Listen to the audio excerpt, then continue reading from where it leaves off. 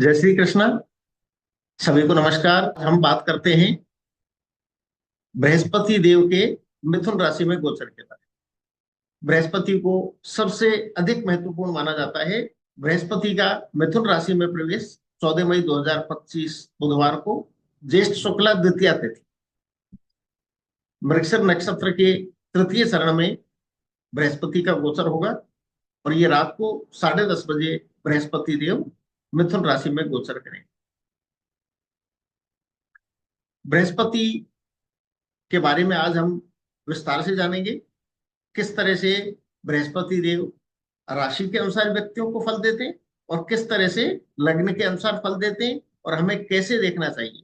हमें राशि के अनुसार बृहस्पति के गोचर को देखना चाहिए या लग्न के अनुसार देखना चाहिए। यदि हम मिथुन राशि के बारे में बात करें, क्योंकि गुरुदेव बृहस्पति मिथुन राशि में प्रवेश करेंगे, तो मिथुन राशि जो है वो द्विस्वभाव राशि है, वायु तत्व राशि है, पुरुष राशि है और इसको पश्चिम दिशा में बली माना जाता है। बृहस्पति के गोचर को हम जन्म राशि के अनुसार देखें या बृहस्पति के गोचर को हम जन्म लग्न के अनुसार देखें, तो इसमें हमारे शास्त्रों में निर्देश दिया गया है।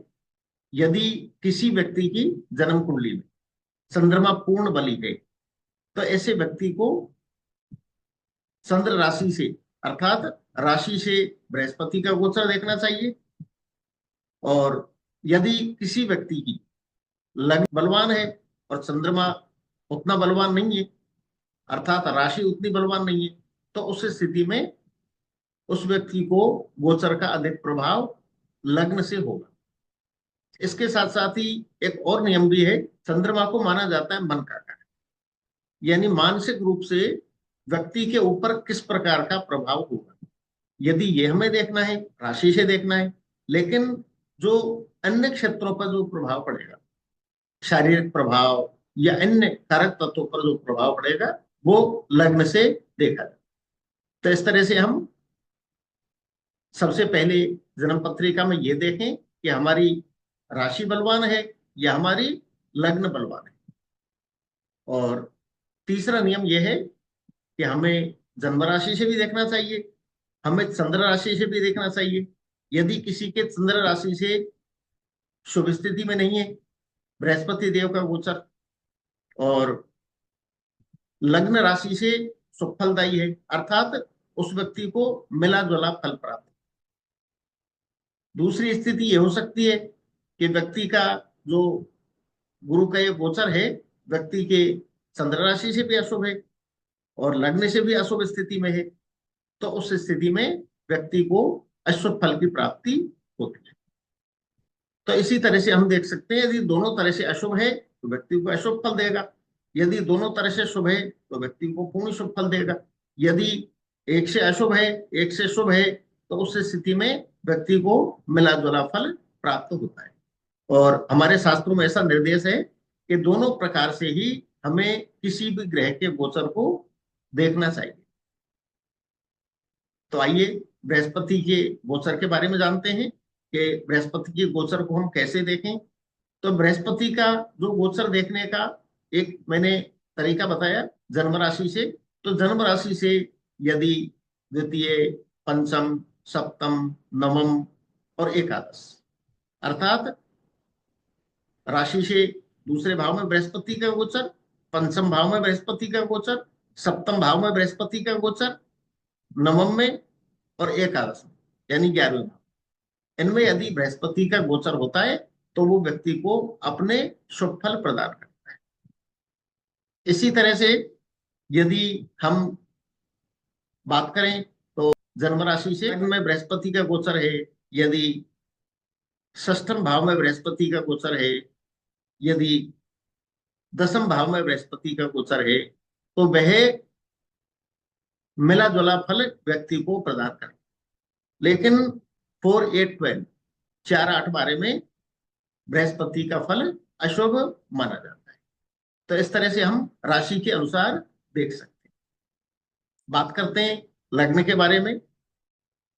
लग्न के बारे में भी बृहस्पति का जो गोचर है वो यदि द्वितीय में, पंचम में, सप्तम में, नवम में और एकादश में, तो बृहस्पति अपना शुभ फल प्रदान करते हैं। यदि षष्ठम भाव में बृहस्पति का गोचर है, यदि दसम भाव में बृहस्पति का गोचर है, तो वह मिला जुला फल व्यक्ति को प्रदान करता है। 8 12 में बृहस्पति का फल अशुभ माना जाता है। इसी तरह से यदि इसमें और हम आगे बढ़ें और इसको ज्यादा सूक्ष्म तरीके से देखना चाहें, तो व्यक्ति अपनी स्वयं की जन्म पत्रिका देखे और जन्म पत्रिका में जो सर्वाष्टक वर्ग है, जिस राशि में बृहस्पति का गोचर अर्थात किसी भी ग्रह का गोचर जिस राशि में हो रहा है, उस राशि में यदि 28 से अधिक बिंदु हैं, रेखा है, तो व्यक्ति को उस ग्रह के गोचर का शुभ फल प्राप्त होता है। अर्थात जिन व्यक्तियों के मिथुन राशि में 28 से अधिक रेखा है, उन्हें बृहस्पति का शुभ फल प्राप्त होगा।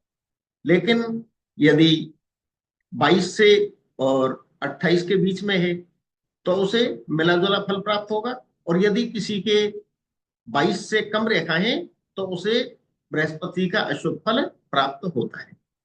तो इस तरह से हम इसको सर्वाष्टक वर्ग से देख सकते हैं। इसी तरह से हम आगे चल के इसको रेखाष्टक वर्ग के द्वारा भी देख सकते हैं। यदि किसी व्यक्ति के बृहस्पति के रेखाष्टक वर्ग में 5 से 8 रेखा है, तो व्यक्ति को मिथुन राशि में बृहस्पति की गोचर का शुभ फल प्राप्त होता है। तो आज हमने जाना कि व्यक्ति को राशि के अनुसार या लग्न के अनुसार बृहस्पति के मिथुन राशि में गोचर पर किस प्रकार के फल की प्राप्ति हो। यदि आपको वीडियो पसंद आता है तो वीडियो को लाइक करें, चैनल को सब्सक्राइब करें। और मैं ज्योतिष की क्लासेस भी लेता हूं। यदि आप ज्योतिष सीखना चाहते हैं तो आप व्हाट्सएप पर मुझसे कांटेक्ट कर सकते हैं, या यदि जन्म पत्रिका, जन्म कुंडली, इनका एनालिसिस करवाना चाहते हैं या वास्तु संबंधी कोई जानकारी चाहते हैं, तो वो भी आप मुझसे व्हाट्सएप पर कांटेक्ट कर सकते हैं। धन्यवाद।